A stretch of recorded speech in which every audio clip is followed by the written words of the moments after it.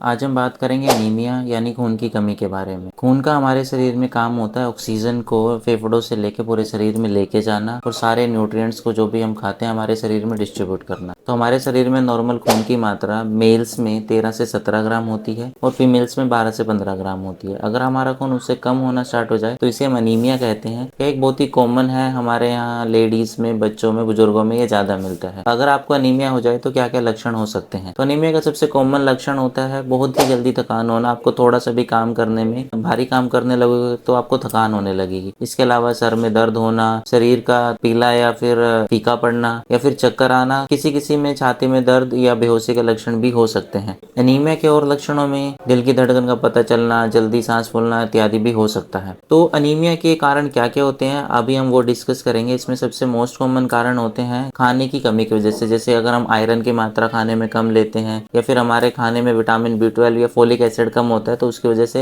Anaemia हो सकता है। अनीमिया बहुत ही धीरे धीरे डेवलप होता है और इसके लक्षण बहुत धीरे धीरे बढ़ते हैं। इसके अलावा अनीमिया के कुछ और जो कारण है वो है किसी को, लेडीज को अगर पीरियड बहुत ज्यादा आते हैं, ब्लीडिंग ज्यादा होती है, उसकी वजह से भी अनीमिया की कमी हो सकती है। बच्चों में अगर पेट में कीड़े या फिर लैट्रिन में कीड़े आते हैं तो उसकी वजह से भी धीरे धीरे अनीमिया के लक्षण हो सकते हैं। किसी को कोई बहुत लंबी बीमारी है, बीपी, शुगर, किडनी की बीमारी है या किसी की बोन मैरो अच्छे से काम नहीं करती है, उम्र के साथ साथ ये भी अनीमिया के को होने का कारण हो सकता है। तो अनीमिया को हम सिंपल सीबीसी के ब्लड टेस्ट से हम पता कर सकते हैं कि हमारे शरीर में अनीमिया है या नहीं। अगर हमारे शरीर में अनीमिया होता है तो हम उसके हिसाब से फिर अपने ब्लड में और आयरन या B12 की जांचें भी करा सकते हैं। तो अनीमिया से बचना कैसे है, सबसे इम्पोर्टेंट चीज ये है, जब भी किसी को अनीमिया होता है तो डाइट में आयरन की मात्रा बढ़ानी होती है। जैसे कि हरी सब्जियां, पालक, मेथी, चना, गुड़, इसके सेवन से आयरन की मात्रा ठीक हो सकती है। विटामिन B12 जो भी एक अनीमिया का मुख्य कारण है, वैसे तो B12 हमारी वेजिटेरियन डाइट में नहीं मिलता है, पर दूध, दही या अंडे में थोड़ी बहुत मात्रा में विटामिन B12 मिलता है। अगर किसी को विटामिन B12 की कमी की वजह से अनीमिया है, या तो नॉनवेज डाइट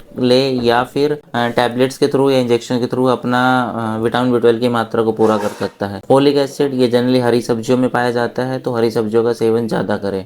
अगर आपके डॉक्टर ने आपकी आयरन की टैबलेट स्टार्ट करी है तो उनको खाली पेट में ही लें, खाने के साथ ना लें, चाय और कॉफ़ी के साथ ना लें। और अगर उसका विटामिन C या खट्टे फ्रूट्स के साथ लेंगे तो आयरन की टैबलेट्स का एब्जॉर्प्शन ज़्यादा होता है, वो ज़्यादा जल्दी काम करती हैं। अगर किसी लेडीज़ को पीरियड्स की दिक्कत है या पीरियड ज़्यादा आते हैं या ज़्यादा दिन तक महीना रहता है तो वो जाके अपनी डॉक्टर को दिखाएं और उसका इलाज ज़रूर कराएं। अनीमिया एक प्रिवेंटेबल बीमारी है, इसको आराम से ठीक किया जा सकता है। डॉक्टर की सलाह से और दवाइयों से आप अपना अनीमिया ठीक कर सकते हो। अगर आपको ज़्यादा लंबे टाइम तक खून की कमी की दिक्कत रहेगी तो ये हार्ट फेल का एक बहुत मुख्य कारण बनता है। इसकी वजह से बाद में बोन्स की और हार्ट की दिक्कत होने के बहुत ज़्यादा चांस होते हैं।